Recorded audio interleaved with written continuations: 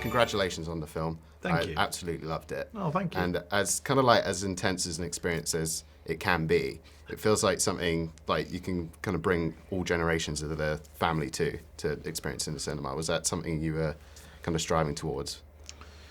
Yeah, I mean, I want as many people to see it as possible. Doesn't matter what age they are. Yeah, and it's not only that, but I want them to see it in a cinema. You know, Yeah. There's very little opportunity to make these kinds of films these days. Mm-hmm. You know, it's designed for the cinema. It's made on a big scale, but it's not a superhero movie or a franchise or an animated film. So that puts it in a tiny percentage of the movies that play, you know, in multiplexes. So that was important for me. I also felt like I wasn't making a movie that is a history lesson. You don't need to know anything about the First World War. And in a way, I wanted to make these two men could be almost any nationality. It's about the human experience of war. And it operates like an unconventional war movie. It's not it's not a movie about combat. There's not a lot of bloodshed in it. It operates almost like a ticking clock thriller as much as anything else. Absolutely. And even at times a horror movie. So it plays by its own rules.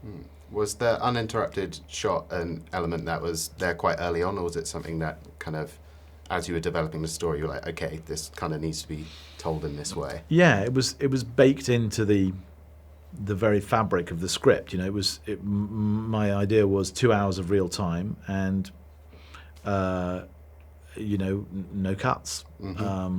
Nothing between the audience and the characters, and that feeling that you're sort of locked into this ticking clock, and you're also experiencing distance and difficulty with the men, and there's no way out.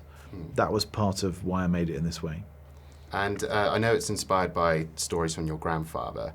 And has the experience kind of researching and developing the film allowed you to kind of understand a bit more of kind of what he went through? Was there any surprises that you found? Only the overall surprise when you actually recreate. We're recreating probably 1,000th of the war. Still huge, but it's an absolute tiny percentage. How impossibly difficult it is. Yeah. To even walk and move in the mud, and you fall over the whole time. Everybody falls over. It's like walking on ice. The sheer, the conditions. Even for us. There 3 weeks. It's unimaginable that people would live there for 3 years. And so, yeah, you do have a newfound respect for the people. I already had a respect for them, but it's even larger than it was when you just have a sense of what they'd actually lived through. Yeah.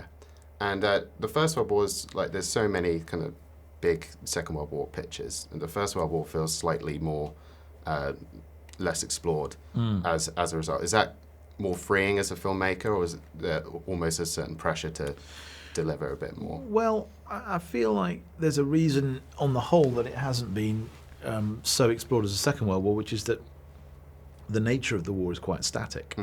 And so the big challenge for us was to find a way of telling a story that travelled, if someone was delivering a message, that he had a journey to take, a landscape to cross, that was constantly changing and evolving. And so that way you begin to understand the scale of the war in a different way to perhaps other World War I movies. But yes, I mean, that was the key, was finding this moment in 1917 when the Germans sort of disappeared and retreated to the Hindenburg Line, and suddenly the British were cut adrift in this land that they'd been fighting over but never seen.